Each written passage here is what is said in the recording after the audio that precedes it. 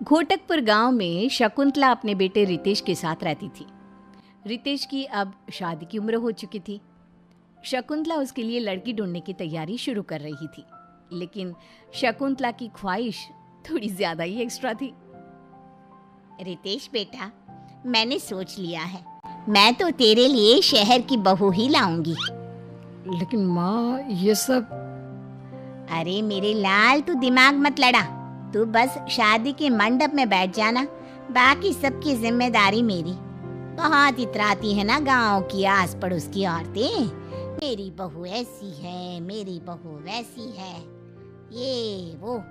अब देखना, अपनी इज्जत को बढ़ाने के लिए कैसे मैं एक शहर की बहू को लाती हूँ घर में।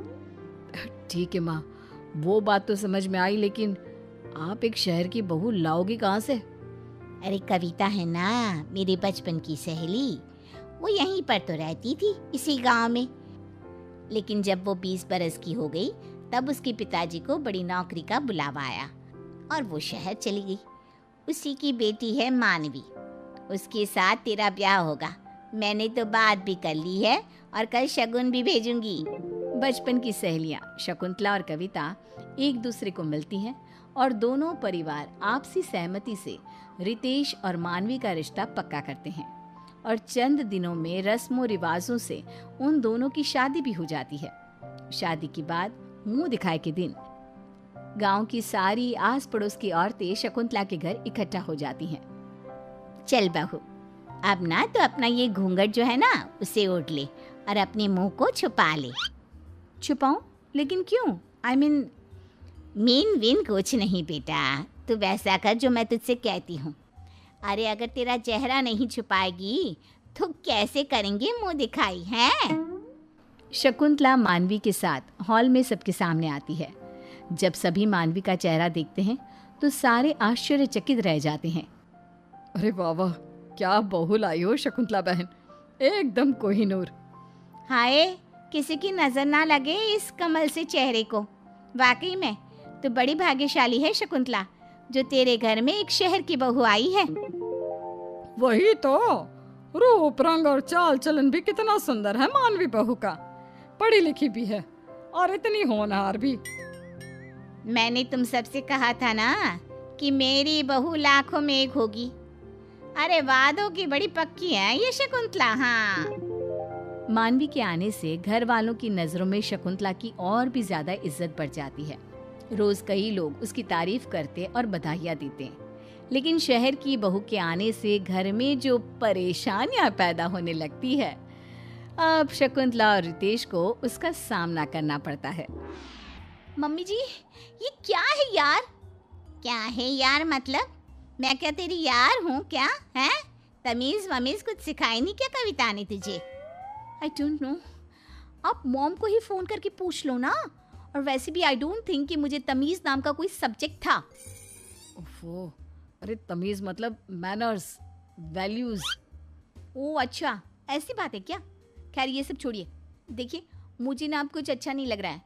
एक तो ये डब्बा टीवी सेट, इस पे दिन में 10 बार केबल जाती है, ऊपर से घड़े का पानी पी पी कर तो मेरा गला खराब हो जाएगा। और देखो तो, मैंने एक बार सिलबट्टा यूज किया और उसकी वजह से मेरे हाथों में कितने छाले आ गए हैं। ऑलरेडी मेरी स्किन सुपर सेंसिटिव है और ये गर्मी, उफ, ढंग के पंखे तक नहीं है। बूढ़े हो गए हैं दोनों पंखे और रोज कुएं से पानी निकाल निकाल कर तो मैं थक गई हूँ। तो अब हम क्या करें? यही होता है गांव का जीवन। हाँ मानवी, अब इसके अलावा तुम्हें और क्या चाहिए? मैं जानता हूँ कि सब कुछ एडजस्टमेंट से भरा हुआ है, मुश्किल है, लेकिन इन सब के साथ जीने की आदत डाल लो ना। तभी मानवी गुस्से से चिल्ला पड़ती है। क्या? हरगिज नहीं, आप लोगों ने मुझे खरीद नहीं लिया है, समझे आप? देखो रितेश और मम्मी जी, आप भी, मुझे घर का रेनोवेशन करना है। इस ईंट पत्थर के घर को संगे मरमर का शीश महल बनाना है। मुझे फ्रिज चाहिए, केक बनाने के लिए अवन चाहिए, एंटरटेनमेंट के लिए बड़ा टीवी सेट चाहिए, एसी और वाटर प्योरीफायर भी लगवाना होगा, और बाहर जो तबेला है ना, उसे भी वहां से हटाना होगा। अगर हम ये सब नहीं बदलेंगे तो गांव कभी नहीं बदलेगा। मानवी की मांगों को सुनकर शकुंतला और रितेश तो हैरान रह जाते हैं। अरे मानवी बहू, आज सुबह चाय की जगह कुछ और तो नहीं गटक लिया? ये कैसी बहकी हुई बातें कर रही है? और ये तेरी जो मांगे हैं ना, इन्हें हम कैसे पूरा कर सकते हैं? ना, हमसे ये ना हो पाएगा। अरे ऐसे कैसे नहीं हो पाएगा? आपको करना ही होगा। जमीन बेच दो, गहने बेच दो, जो करना है करो, लेकिन मुझे इस खटारा लाइफ को अच्छी और क्लासी लाइफ बनाना है। और अगर ऐसा नहीं हुआ ना तो मैं मायके चली जाऊंगी, शहर, अपने घर। अरे नहीं, ऐसा मत करो।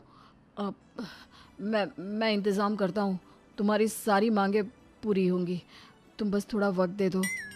ओके, लेकिन रिमेंबर, ये थोड़ा वक्त कहीं ज्यादा वक्त हुआ ना तो फिर इसका अंजाम बहुत बुरा होगा।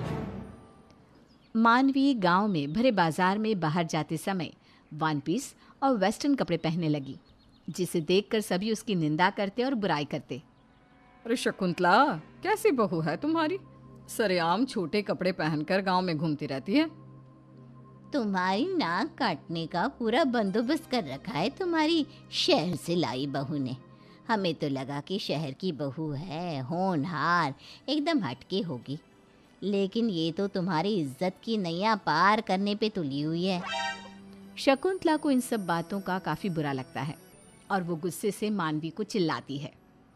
मानवी बहू, तुम्हारी अकल क्या घास चरने गई है? अरे माना कि शहरी हो, लेकिन जरा तो इज्जत का मान रख लेती मेरे और अपने पति का। क्यों? आपने तो बड़ा मान सम्मान किया है मेरी मांगों का। रितेश, क्या हुआ? तुम्हारा इंतजाम हुआ कि नहीं अब तक, या फिर अगले 7 जन्म बाद होगा? Bloody idiot people. गांव के लोग ना गांव में ही धस के रह जाएंगी। और रही बात मेरे छोटे कपड़े पहनने की, तो गलती गांव वालों के नजरिए में है, मुझ में नहीं। मेरा मन जो चाहेगा, जैसा चाहेगा, मैं वैसा ही करूंगी।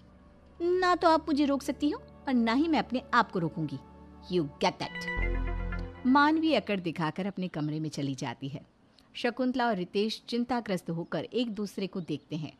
क्या सोचकर लाई थी इस कलमुही को यहाँ पर, और क्या से क्या हो रहा है? दिन प्रतिदिन मेरे सर का पारा हाई करती रहती है ये बहू। मैं भी तंग आ चुका हूँ। अब इस दलदल से कैसे बाहर निकले माँ? अब तो एक ही उपाय है बेटा। दिन ब दिन मानवी धीरे धीरे पूरे घर को बर्बाद करने लगती है और वो क्लेश के सिवा और कुछ नहीं करती। फिर एक दिन अचानक से रितेश और शकुंतला मानवी के सामने कुछ कागज रखते हैं। अरे ये क्या है? कौन से पेपर्स हैं? अपनी जमीन मेरे नाम कर रहे हो क्या? I knew. आप लोग हो भले ही गांव के, लेकिन पैसा तो जम के भरा पड़ा है आप लोगों की तिजोरी में। वेल, अपनी प्रॉपर्टी मेरे नाम करने के लिए thank you so much Ritesh and mummy ji. अरे बैल बुद्धि, जरा कागजों को हाथ में उठाकर तो देख, खड़े खड़े ही ख्याली पुलाव पका रही है। जब मानवी उन कागजों को अपने हाथ में उठाती है तब वो देखती है कि वो तो तलाक के कागजात हैं। ये क्या? रितेश, तुम मुझे तलाक दे रहे हो? हाँ मानवी, मुझे तुम्हारे साथ और नहीं रहना। तुम माँ की सहेली की बेटी थी। अरे ज़रा तो मान मर्यादा का पालन कर लेती। शहर की बहू हो तो क्या हो गया, शहरी अंदाज में ही गांव की दुनिया को अपना बसेरा बना लेती। लेकिन नहीं, तुमने वैसा नहीं किया। उल्टा तुम तो हमारी ज़मीन के पीछे और अपने स्टैंडर्ड ऑफ लिविंग के बलबूते हमें ब्लैकमेल करने लगी। पता नहीं क्या हो गया था मेरे दिमाग को, जो मैंने तुम्हें अपनी बहू बनाने का सोचा। लेकिन नहीं, आज तुमने मुझे ये सीख दे दी कि बहू चाहे गांव की हो या शहर की, जो लड़की अपनों को स्नेह, प्यार और इज्जत दे, वही एक सर्वगुण संपन्न बहू होती है। व्हाटएवर। अच्छा है, मुझे भी बोर हो रहा था यहाँ पे। अब तो मैं डायरेक्टली एनआरआई से ही शादी करूँगी। लाओ पेपर्स लाओ। मानवी साइन कर देती है और इस तरह सास को अपनी गलत सोच का एहसास हो जाता है और आगे जाकर रितेश की शादी एक सुशील गांव की लड़की